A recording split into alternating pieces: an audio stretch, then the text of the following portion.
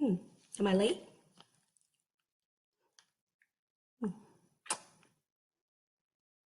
I know I'm live. Good afternoon. This is Dr. Dawn, Psych MD, coming to you live on a beautiful Sunday afternoon.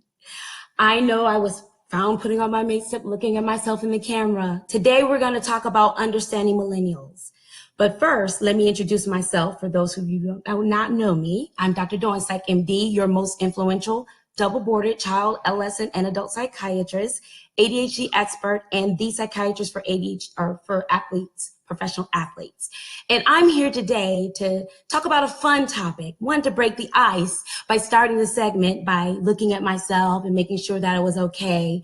But no, we're going to have fun with this topic today. I myself being a millennial in some literatures because the years vary when you were born versus the end period of each generation. So let's get into the topic without further ado. But first, please share this broadcast where you see the share button. Why don't you click it for me? Share it with your Facebook family. This is a very important topic, not just for millennials, but also for other generations. Because today we're not talking about treatment. There's no treatment here. We're going to be talking about understanding a generation, understanding what they were born into, understanding how they've become themselves and how they've evolved from different generations because of what they have had access to. So I'm going to talk about 10 characteristical features of millennials today, and also talk about some of those conflicts that we find that are often observed between different generations. So let's go ahead and get into it. Share this broadcast, if you hear a comment, like it, love it. But this is going to be something that we're going to discuss, a conversation. So please, I ask you to come with your questions, and so that I can definitely mention your questions, and we can definitely have a conversation about those. So, hi, Mike. Thanks for showing the broadcast. Hi, Jared. Thanks for joining. Appreciate you. Dr. Jared says, please help me understand this. Oh, yes. So in my studies, Dr. Jared found a lot of interesting things, and a lot of things that I myself am I guess projected to or a part of. So whether if you want to call them millennials, you want to call them Generation Y, you want to call them Generation We, millennials are the next generation. Millennials are now. Now, there are different studies or different reports, different experts that will characterize the year periods from when the first year that millennials were born versus the last year. So I've seen all the way from 1978 up to 2004. But the consensus amongst most experts, they report that millennials were born from years 1980 to 1902, or 2002. And so this is kind of the bulk of the years that has been known for the millennial progression. Now, you call them millennials, again, you call them Generation Y, you call them Generation We, call them whatever you want to do or call them. But they are old enough to remember the first Apple product computer, and they are young enough to lead in the digital evolution.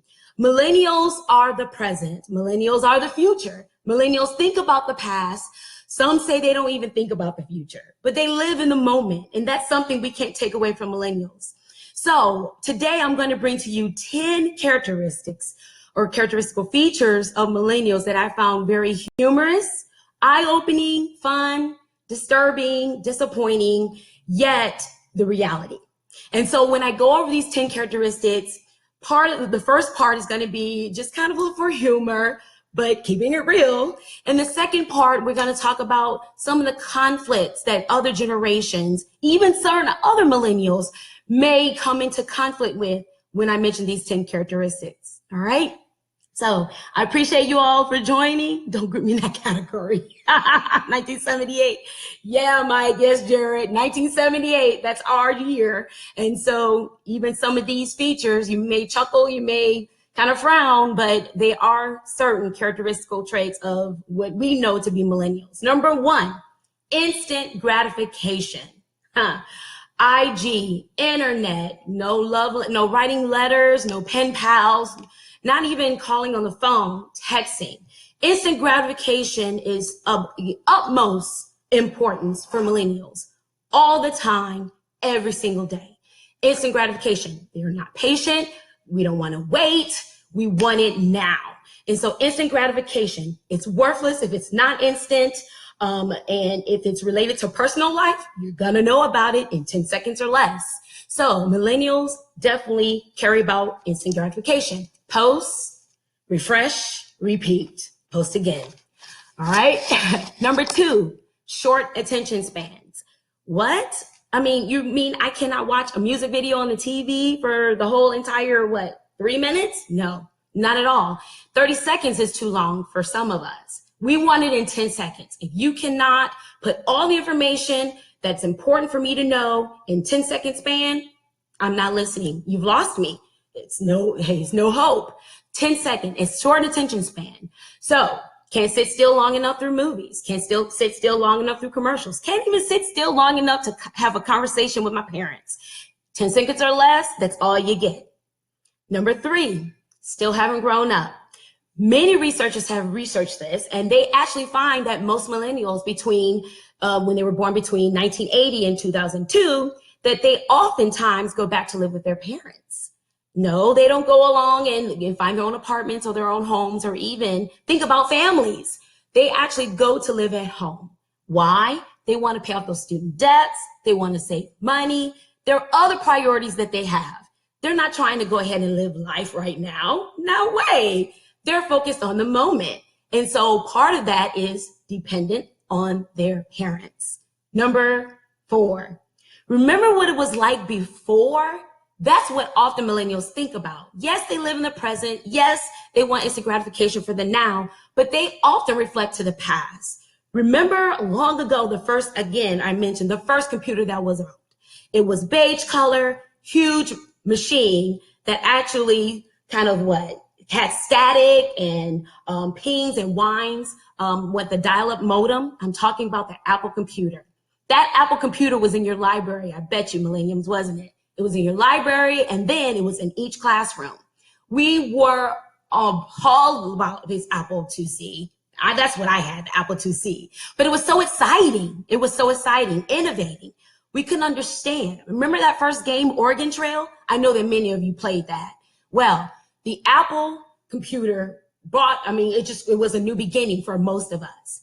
And you'll see why in a few minutes here. Well, you probably know why. But millennials often reflect back to what technology was like back then, but they don't necessarily think about what it's going to be in the future. They don't think about what these computers can bring to society in the future. We often think about the past, we live in the present, but no, we're not thinking about the future right now. Remember, we're living in the present. Number 5, we're all going to be famous. Yes, that's right. We're all going to be famous. Even if it's for 10 seconds, we're all going to be famous. Yes, selfies, YouTube channels, even this, Facebook Live. Many of us desire attraction. It feeds our ego. We need it. Why? Because we want people to know who we are. We want to be famous, but is it the true selves that we are projecting? Being famous for 10 seconds, is that who we really are the other millions of seconds the rest of our lives? So if we are able to be famous, post it, refresh, post again, and continue that process every single day for the rest of your life, you're guaranteed to be famous. And guess what? It will be there forever. Number 6, multiple personalities. Who would think that who I am without the world seeing is who I am when I engage with the world? So let's make it portable. I am who I am online. You don't see me. We may play games together. We may even date online. But when you see me in person, am I really truly who I am? No, the screen is like an invisible shield. It protects me. It keeps me safe. And so I can be whoever I want to be behind the computer. But when you see me and greet me, do I say hi? Do I give eye contact? Do I say hello? How was your day? Do I engage you first? Many millennials prefer to be online. So even if they are in the environment of their friends, and let's say they're at home and they're chilling out in the living room with some of their friends and some of their other friends are in the basement, guess what? I'm going to text Johnny, who's downstairs. I'm not going to go get him. Are you serious? That's what I have my smartphone for. So multiple personalities behind the screen and also engaging with people. Number 7, after we die, we live forever online. After we die, we live forever online. So when a friend dies, it becomes a digital memorial.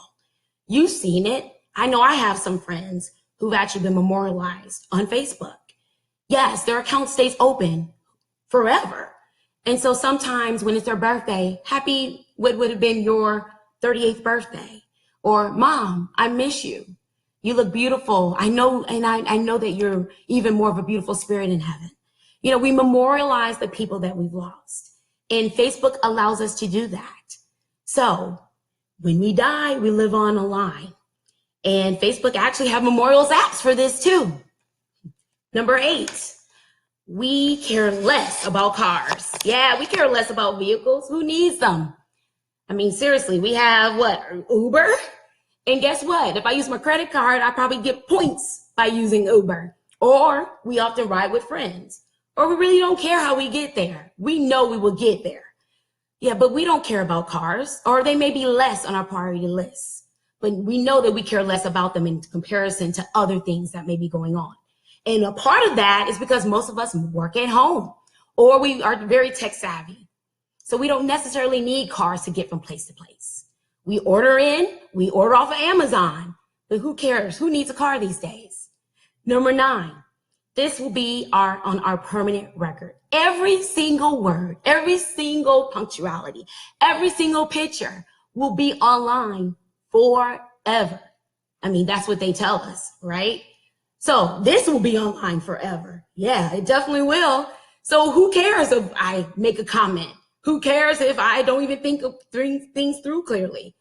Who cares if I let the world know every single moment of my life? Because that's what I care about. I care about being famous, and I care about everyone know what I'm doing. Even if it's going down to the store and seeing that scary man in line, or taking a picture of a cool dinner that I had the other night. So vivid, so nutritious. Hey, click.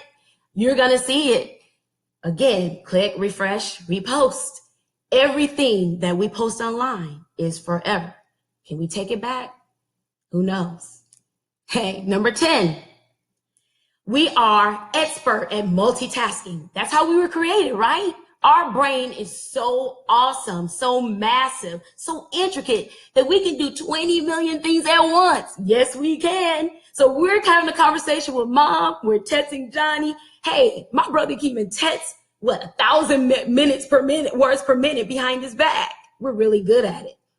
Yeah, I heard you. I heard you tell me what, to clean up my room or go and help me take out the trash. I heard you. I heard what you said, but I can do it all. Believe me, I can. I don't need for you to give me 1 command or 2 commands. All I need is to know what you need me to do in 10 seconds. And believe me, I can do it, and I can do it to completeness. So although this might have been a funny, very eye-opening and to some disappointing type of humorous portrayal of millennials, we have to be real with ourselves. Think about the 10 things that I mentioned, the 10 categories, and there are many, many more. But the 10 things that I brought to your mind today, think about those for a minute. Think about some of the conflicts that they can create between other generations. Think about the conflict they can create for millennials and their decision-making in their future. Think about the conflict that they can create for society and the actual generation of millennials. Think about that for a minute. I'm gonna actually identify and address who's online, and I thank my followers for joining me today. And then we're gonna talk about, in each of these 10 things, some of the conflicts that I thought about, and hopefully you can share some of yours, and how they could be conflictual. Now, we're not here, and I'm not here to make fun of millennials, which could definitely be a part of my generation. That's not the point of this broadcast. The point of this broadcast is for awareness. Awareness in the society that we were born into. Awareness of the access of what we have at our fingertips. You can't fault millennials. That's not the point. It's not funny to make fun of us either. But if you understand that this is something that is not it's outside of their control, it's not their fault, then we can actually engage millennials in a different way. We can actually see their perspectives without creating conflict. We may be able to even teach them from other generations of what's important and what was sustaining and what was a positive influence, and maybe teach them and so that they can incorporate that into their lives. So think about that for a minute, and we'll be right back to address those 10 characteristics. I definitely want to say hello to everyone who joined me. Hi, Dr. Kwanzaa. Thanks for joining. I appreciate it. Hi, Mike. Thanks for joining. Dr. Kwanzaa said, cool topic. This is dope. Oh, yes. Hi, Michelle. Thanks for joining. Thanks for joining the broadcast, James. Thanks, Dr. Lakeisha. I appreciate this. Dr. Jerry says, lies. They cannot do it all. All the men you tell them that, they're mad. All right. So, yes. So I guess I will address some questions, and I'll definitely get up on these conflicts. So Dr. Mike says, 78, I'm not claiming that. So how do we distinguish the short attention span as a trait of being millennial versus being a characteristic feature of ADHD? Oh my gosh. That's one of the things I brought up, Dr. Mike. So wait, you know what? Let me go back. Let's go ahead and start looking at these 10 characteristical traits and see how they could be a potential conflict for any typical millennial. So number one, instant gratification. Millennials often do not have time to process information. So if you want to receive instantaneous gratification, if you want things in the now, if you cannot wait, then the behavior often is instant. Sometimes you say things you don't mean. Sometimes you say things you don't even think things through clearly. So the processing speed of a typical millennial may be quite delayed, or they may not even do it at all. And this can actually be harmful, because when a person processes information to make a wise and appropriate decision, it's very different from a person that makes a decision in the moment. And oftentimes when people become impulsive, it's not necessarily a positive trait. It can definitely have negative consequences or impacts, not just on that person, but other people around them. So when I think about instant gratification, yeah, sometimes it's good, but sometimes we have to nurture that thought. We have to process what we're thinking. We have to understand the different types of options that are available to us so that we can make an informed decision. So making an informed decision requires researching those options. And that way we can make the best decision for us. When we think about instant gratification, it's what we want now, me, me, me, me, me. And again, oftentimes it's not good. So I think that this is often a conflictual characteristical feature of millennials that are born into this instant gratification time period when internet came into the realm and provided that for us. We no longer have time to make those phone calls to our grandparents. We no longer have time to write our pen pals and make sure the letter's sent off, stamped, and receive it back a week later. We no longer have time to wait for that answer that we've been praying about. We want it now. And so we'll do the research to make sure that we have it without even praying to our God and asking if that's something that he wants us to have. Or we'll try to find those answers sooner than later, and therefore it results in a different impact. So instant gratification, is it good all the time? You be the judge. Number two, short attention spans. Dr. Mike, very, very parallel to the question that you brought up. Short attention spans. So yes, a lot of millennials, unfortunately, are misdiagnosed with ADHD. You heard me. A lot of them are. I actually see patients all the time that walk in my office and they've been on medications for years, 3-4 years. And come to find out, they don't even have ADHD. You know, after testing, they're not even meeting criteria. Some of them I find to have sleep disorders. Sleep disorders because they're on the computer all night. They're going to bed at 1, 2 o'clock in the morning. And we all know how having lack of sleep affects our attention span, all right? Some of them don't even eat 3 to 6 meals a day. We are designed to eat 5 to 6 meals a day. But millennials, they don't have time to do that. They don't make time to do that. They're often fast paced. They don't sit down and eat together with friends or family. No, they go to fast food restaurants, go to that Starbucks on the corner, drink that cappuccino, and they're on to the next plan. All right. So we don't even take time to eat, which also affects our attention span. Am I really reaching and searching? No, all of these matters for how you think, how you process information. Short attention span also is the lack of processing information. And it also means that most of the times, or they're at risk of making careless mistakes because they actually have not all acquired all the information. They want things in a short, brief time period. 10 seconds is the average time period that a millennial has when engaging with someone. 10 seconds. 10 seconds. Can you believe that? I know I lost many millennials with looking at this broadcast, hoping that they'll tune back in at a later time.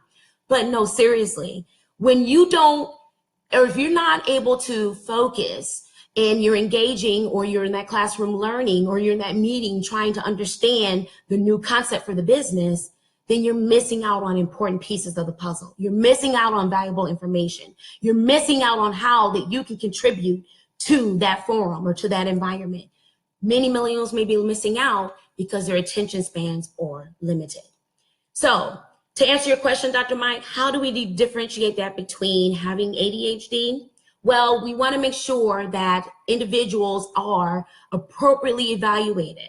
And so that actually requires an ADHD evaluation, all right? And that's very different from having a personality or a characteristical feature or trait. And that's what I'm talking about here. These are individuals that you won't only see their short attention spans at school or at home, but short attention spans with everything. And you often find that they may make careless mistakes along the way, impulsive decisions. So it's characteristic throughout everything or most of the things that they do. Number 3, still haven't grown up. Yeah, millennials, as I stated, are often likely to go back home.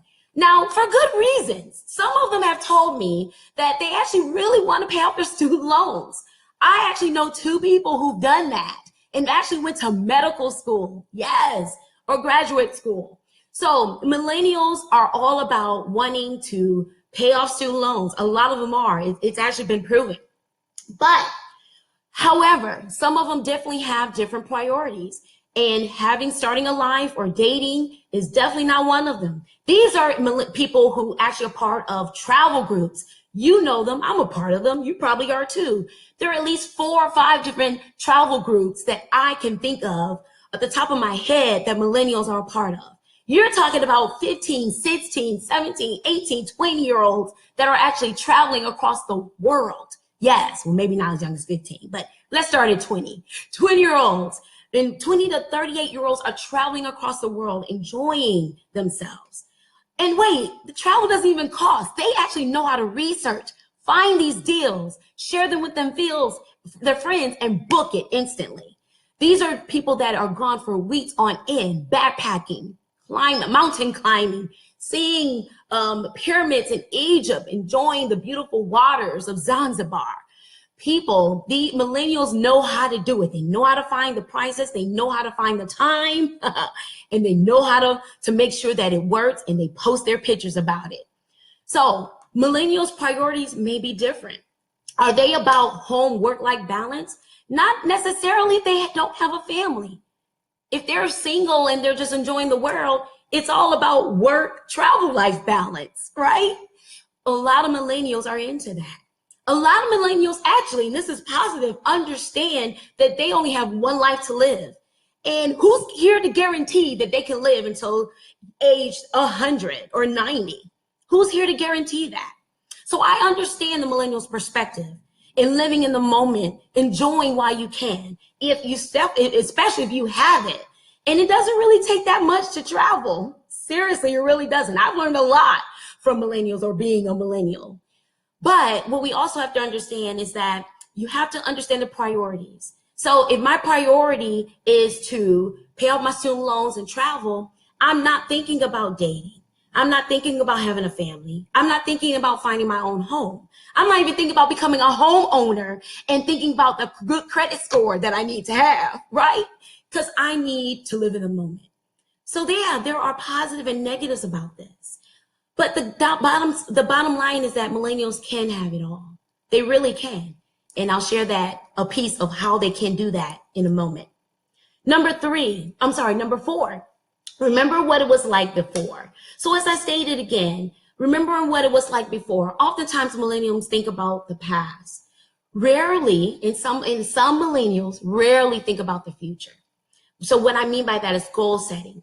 When you ask a millennial what they think they're going to be doing in 5 years, how many parents out there tell me that, or by responding, have experienced your son or daughter or you yourself or your friends actually pause for minutes on end?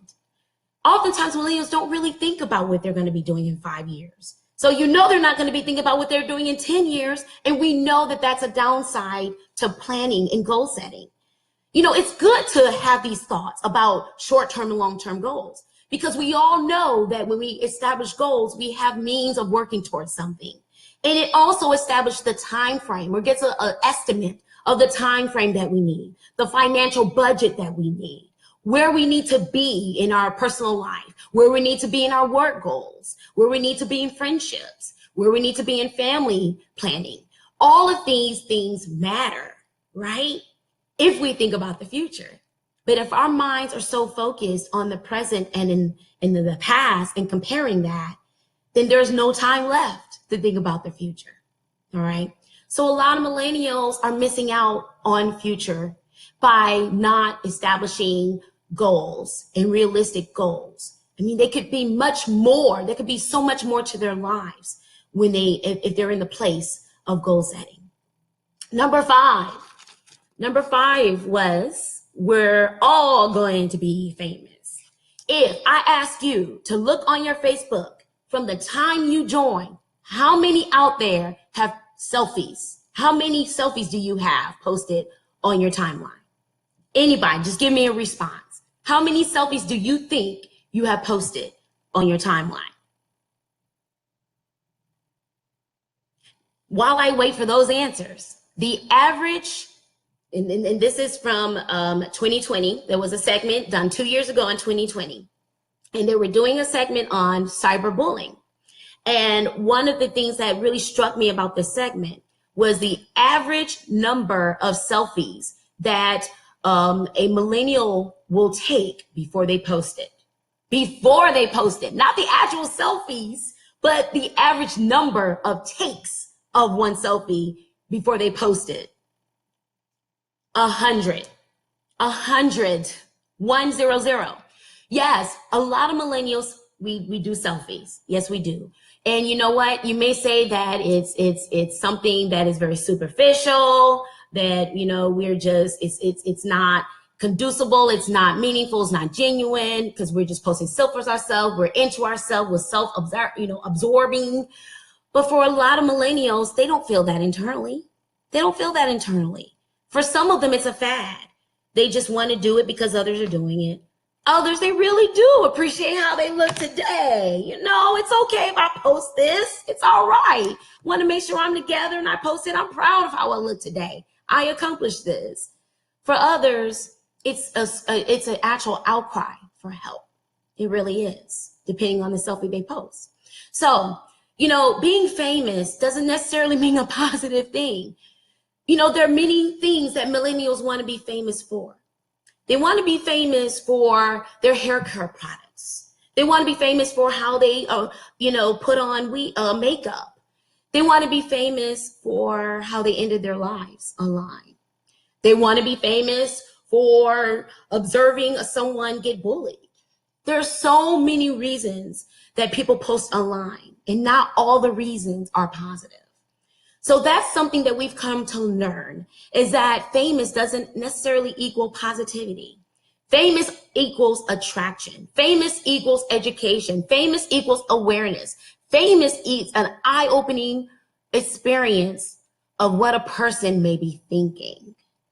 And so there is something more to the post. And you always want to ask a millennial why, even if it's a typical selfie, or if it's a video of someone getting beat up. There's so many reasons they want to be famous for. Number 6, multiple personalities. Kind of a little bit from my last comment, multiple personalities. So, we're in a age of online dating. And I actually know 4 marriage couples that are still married that met online.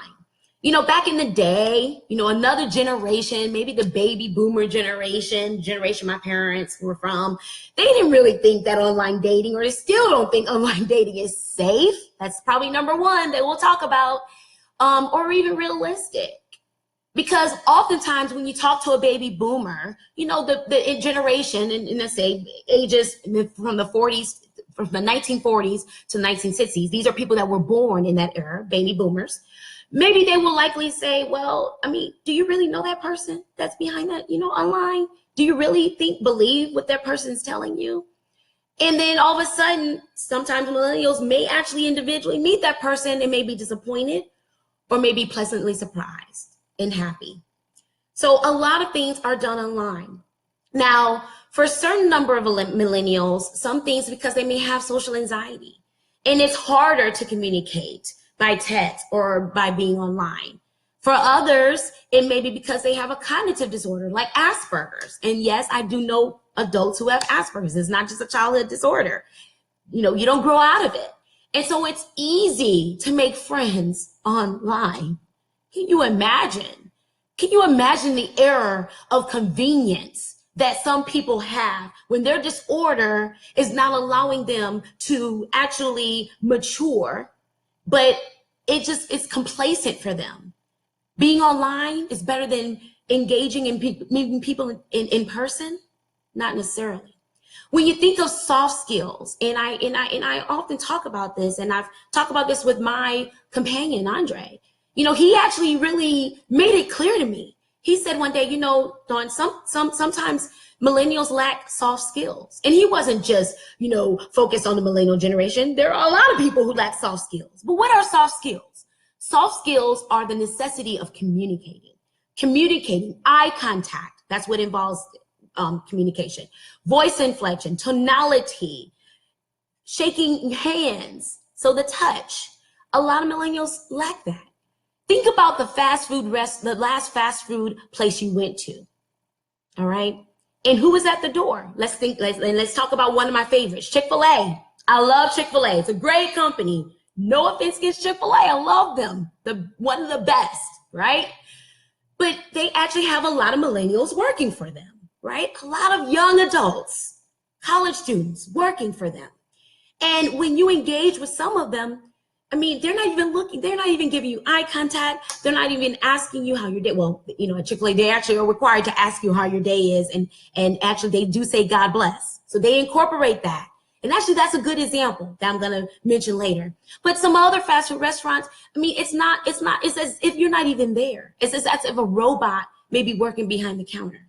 And why is this? Why is the lack of communication lacking in customer service when you're dealing with millennials? Well, because a lot of them are tech savvy.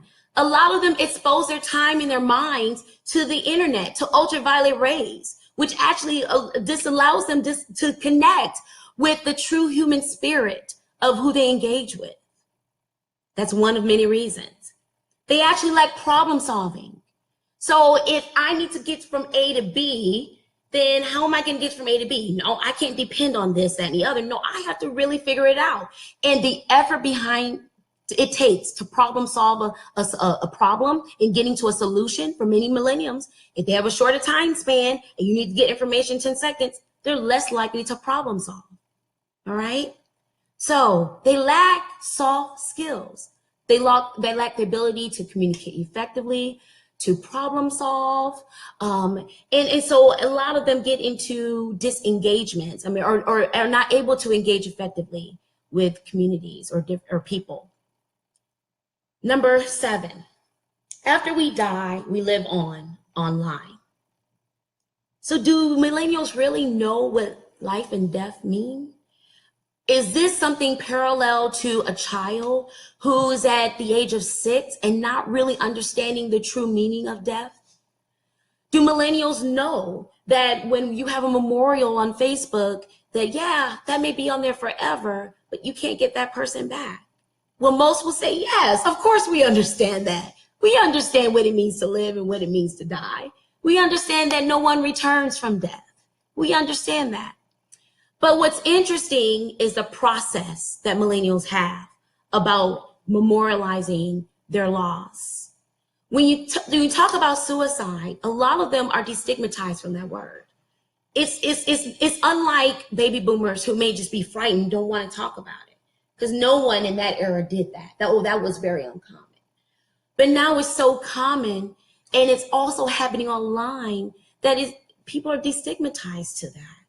Millennials feel that some of them feel that that's the only solution to their problem. Why not talk to someone that you know cares about you about a problem that you have, such as a parent or a sister or a brother? Millennials don't necessarily reach out to people when they're internally struggling. No, the solution for them is just to end this. It's just too painful. It's too painful to talk about because they feel the emotions that what their thoughts are creating for them. So oftentimes, impulsively, with a short attention span and not processing this thought clearly, they may commit suicide. So we memorialize that. For many people, we do. Because that's the last thing that we have to remember of that person. We didn't really get to know that person. We knew them online. I asked many millennials how many friends they may have, good friends. And some even told me friends that they have online that they've never met in person. That's defining some of these millennials' friendships and relationships. Is that a problem? Is it a problem that some of us have friends online that we haven't even met them? I don't know. But when I talk about memorializing death and it being forever and something that is very populated, yeah, we just have to kind of take a deep breath and just breathe out. This is how some of them are thinking about death in life. Number 8, we care less about cars. Yeah, we depend on technology. We depend on Uber. We depend on finding a job that will allow us to work from home. Now, hey, I love a job that works from home. You know, part of my job, I work at home. But it's hard for me to work at home, especially if I started working out in an office. It really is. You know, it's hard for me to not want to turn on my favorite program, Young and the Restless, and catch up and see what Victor Newman is doing. It's hard for me not to want to go in that refrigerator and impulsively eat when I know it's not my lunchtime. It's hard for me not to want to check Facebook and my phone when I know that I can't check those at work. So, you know, living in between ages, I consider myself a millennial. Part of what I do and how I behave is millennial characteristical features, yes.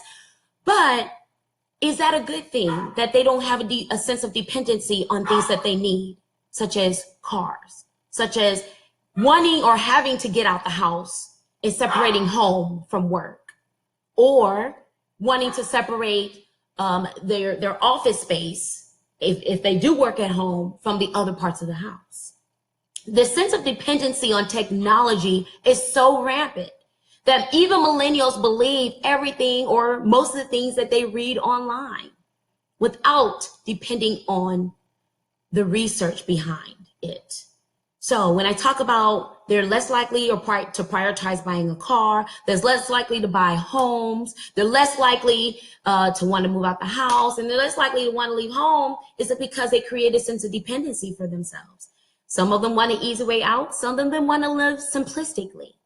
But the bottom line is that millennials' priorities of how to progress in life are much different than other generations. Number 9, we're almost done here. This will be in our permanent record or on our permanent record forever. So when the sense of someone having pictures and posts and their kind of thoughts online, will that be forever? That's realistic. The internet, I don't think it's going anywhere. And yeah, you can erase, you can edit, you can delete all the pictures you want, but yet it's still going to remain on a backup file, I'm sure. I'm sure Facebook, Twitter, all these other social networks have a way that they back up everything that you post. So if you're a millennial and you agree that you want instant gratification and you're less likely to really think things through, you know your thought is very clear and you post it, can't take it back. Can't take those pictures back that you posted. Everything that you want people to know and you post online will be there forever. I don't think there's anything going back to it. But it definitely increases how social media has been a prominent factor in millennials' lives. For many people, millennials would consider social media as the top priority.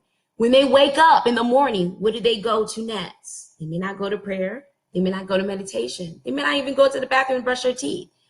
They have their phone right next to them on their nightstand, and they're looking to see what they missed out on, or they're looking to post what's next on their mind. So social media is often priority. And so when you think about that, is it too much information of a millennial online? Are you telling too much? Are authorities able to find criminals easy because of your contribution? Which is a good thing, right? It's a good thing. But when you're leaving for a trip and you're on Facebook Live and you're somewhere, but somebody else is bringing it to your house at the same time, is that safe? Is it really safe to post everything that you're doing at the time that you're doing it on a live server such as Facebook Live or YouTube Live or now Instagram Live? I don't know. I don't think it would be in most cases. But the point of the matter is that it's a permanent record and it can't be erased, and it can lead to some negative consequences. The last but not least, number 10, expert multitaskers. But is it really their true reality? Are millennials really able to multitask? Is anyone able to multitask? I don't think so. I don't think that really is how we were created. Yes, we have an intricate brain that's able to do a lot of things at once. But when I talk about multitask, in order to do something, you have to think about it first. And that's where a lot of millennials get into trouble, because they don't really think things through in the first place. Maybe their responses or their behaviors are impulsive or irrational. The thing about being multitasking is that we're not designed to be multitaskers. We're not created to do that. We can't do that. Our thoughts are going to be on that one thought, and we're going to give less thought to the other things that are in our mind. Now, for us who have ADHD, we've tried to be experts at this, and some of us have been trying to do it very well, but even we fall short of that because there's so many thoughts going on at once, and we try to act on those thoughts. It's just impossible. So it gets in the way when millennials are at work. It gets in the way when they're trying to meet a deadline, or they have a project that's due, and they're trying to be at home and doing something else. You cannot multitask. It's all about structure, having good organizational and time management skills. All right, and routine, creating routines that you can stick to. So although some of these things have, again, been funny, but at the same time, you can see the discrepancies, the conflicts that a lot of these characteristical features have created for millennials. The bottom line is that millennials are who they are. They didn't pick who they are. They didn't decide to make sure that the internet generation was born when they were. They didn't decide to create and offer jobs of shorter or lower pay for the same or more complex jobs out there, because a lot of them involve their wisdom for technology. They didn't, it's not their fault that they created a societal world that is filled with hate and anger and bigotry and racism. No, it's not their fault. We need to appreciate millennials. We need to appreciate their strengths. We need to help them when we feel they could be helped with their weaknesses and or their unawareness of how they could create a better situation or a better relationship. Is there an answer? Is there a treatment? No, this is not about an answer or treatment. Nothing is wrong with being millennial, nothing at all. This is all about awareness and understanding your perspective, understanding your behavior, understanding the time period that you were born into. So there's no simple way to answer this question, but I've done the best that I can in trying to address how can we vibe with millennials. Being a millennial ourselves and having other millennial beliefs or other generations, with our grandparents, with our parents, with our grandchildren. Some of us even have grandchildren and we're living in millennial age. It is possible, yes. So how can we make sure that it's a constructive and loving relationship that we have? Well, one, different generations really need to give back to sitting down with other generations and sharing their stories. I'm talking about grandparents, parents, and children. Our world is so fast paced, we don't even have time to eat dinner together. How many of you out there eat dinner together with your family?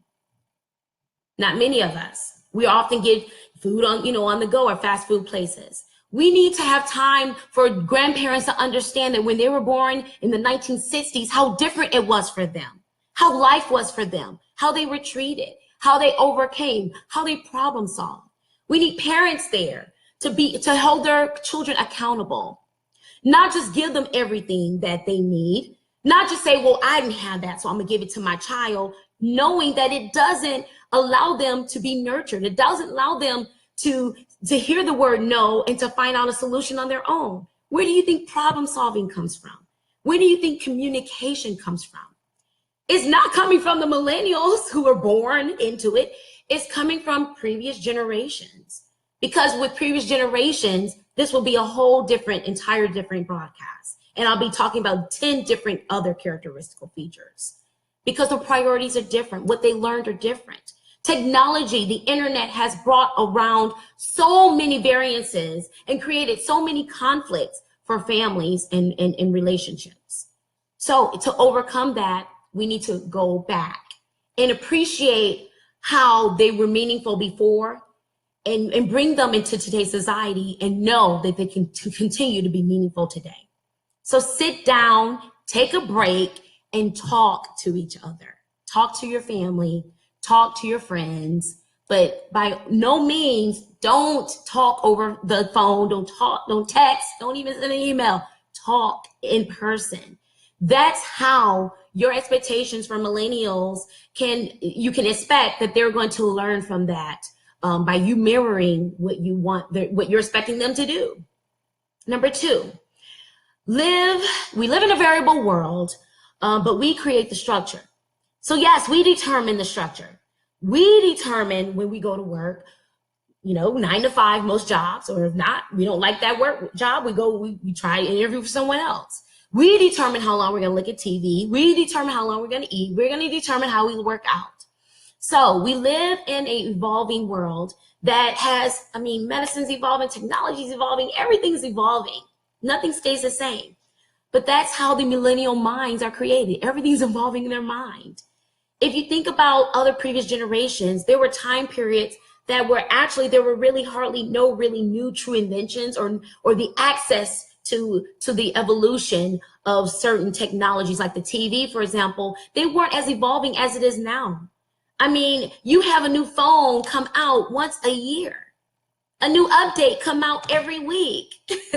A new show come out every season. It is so evolving and changing that it's creating the personality of a millennial. Don't blame them. Don't blame them. This is the world. This is a fast-paced world which is evolving that we live in. So again, in order to engage with the millennial population, you have to understand that that's how their minds are. They react to what their environment's like. They react to what they see. All right? They're exposed to this. But parents, it's up to you to address this. Even if your son or daughter's 30, it's okay.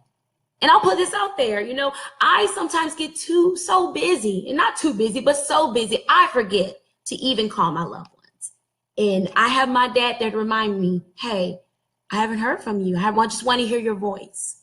So stop, take time, and make sure that if you want your millennial to engage with you, or you're millennial and you want to break out of the habit of just texting, and you want a greater, deeper meaning of relationships with other people. You see other relationships and deeper, meaningful relationships that they have.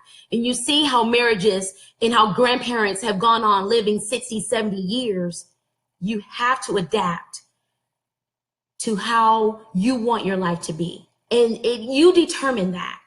So you determine that by asking your grandparents, asking your parents, asking other millennials, what does it take to have a sustaining relationship, to have a sustaining marriage, to have a sustaining job? What does it take to have a good relationship with a person that I can call my best friend? What does it take? Because a lot of you weren't taught. A lot of you were just expected to have those things. Number 4, change. Can we change? Is the point to change who millennials are? No. The point is not to change who they are. The point is to be example for who they want to be, and for what we can teach them so they can be better than who they are. To enhance their inner desire and inner dreams of who they want to become. To make sure that they are guided by good and appropriate mentorship. To make sure that they learn by example. I mean, all of these are great things. If you really want to be that grandparent or parent or another millennial who wants to be a role model for another millennial, then those are the things that you have to consider. Millennials learn by observation. They require a short time frame, but you have to teach them to process things. You have to teach them to wait. You have to teach them that their decision, impulsive decision, is not necessarily a good one, and point out why. Don't allow them just to go on and make these mistakes knowing that you're setting up for failure every single time. They don't learn that way. And they're not going to learn the way that you learn. Oh, I failed this time. Let me just go back to this. Oftentimes they'll go to a completely different topic. So make sure that your mentorship, that you're mirroring good values and good morals and you have good expectations for millennials. Use their strengths. Use their strengths. You know, millennials are very good in teaching their grandparents how to use a smartphone. They're very good in showing a parent how to Uber. Don't just just ignore them or saying that what they're doing is not how you used to do it. Use their strengths. They're very tech savvy. They can get you answers fast, but they can get you a variety of answers. So you can definitely expand on that. You can allow their strengths to basically come into play and make positive decisions for their lives and yours as well. Appreciate their generation. Appreciate millennial generation. You know, baby boomers were baby boomers. Generation X, Generation Y, and even Generation Z. You know, appreciate with their very great things about each generation to appreciate. And the same holds true to millennials. So if you've seen this broadcast, if you read about millennials, if you read, oftentimes I read articles, and they're not necessarily really good positive articles about millennials. Lacking soft skills and tech savvy dependency, and these are the generation and we just want to take pictures. I mean, this is the generation who they're colorblind. They care about equality of a person. They care about living life to its fullest by traveling. They are not fearful of going places and stepping out on faith and trying something new. They're not afraid of change. Millennials have power. They're a very powerful generation, and they can actually create a different perspective on other generations' minds as well. They can contribute to the society we live in. So not everything that millennials do is bad.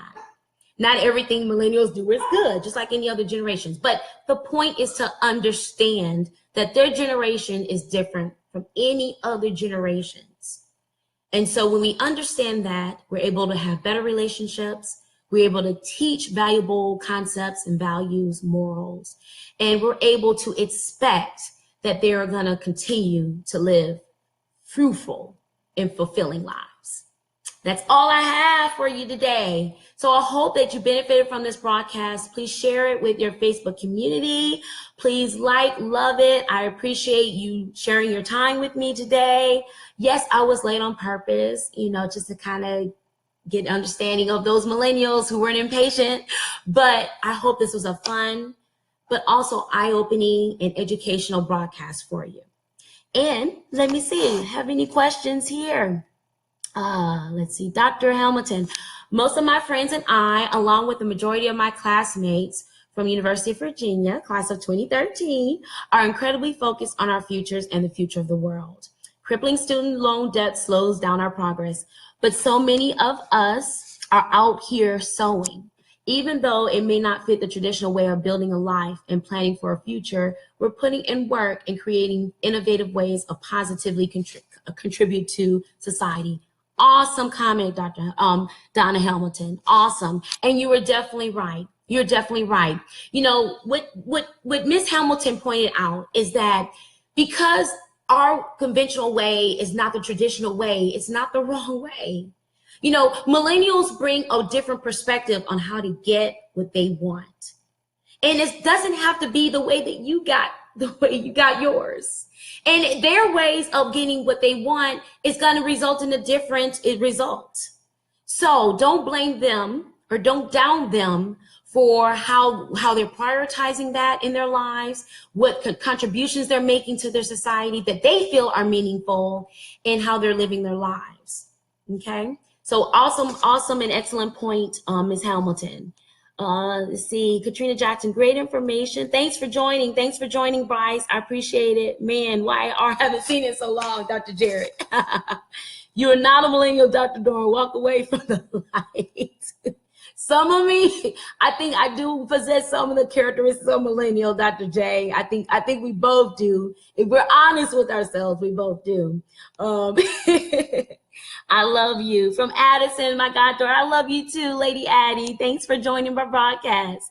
So yes, I appreciate you all from joining the broadcast. Again, this broadcast was definitely just to inform you. It was an awareness broadcast. It wasn't crippling anyone's generation. It wasn't downing millennials. You know, we all have a way of living. I just wanted to bring understanding to why certain millennials have conflicts with other generations, why they have conflicts within themselves. You know, we live in a time period where it's much different from any other generational time period. And the pressures of society are occurring much younger now.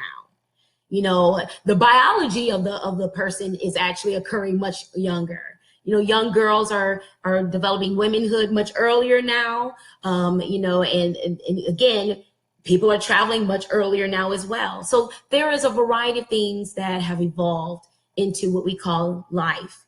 But understanding generations is that's important in order for us as a family, as a society, to break down the strongholds of racism, prejudices, conflicts. You know, we have to understand each other.